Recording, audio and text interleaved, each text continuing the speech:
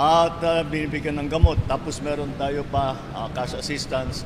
Ang binibigay natin ngayon, 5,000 para sa mga partially damaged na bahay at 10,000 para sa completely damaged na bahay.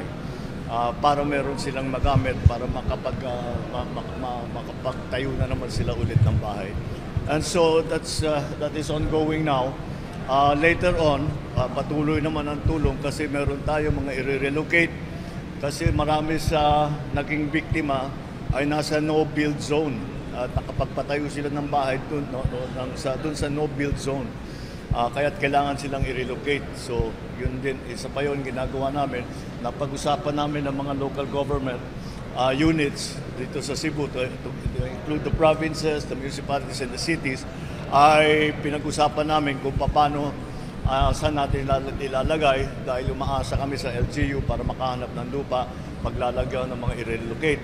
Ngayon, meron din tayong temporary shelter para doon sa hindi pa makauwi ng kanilang bahay.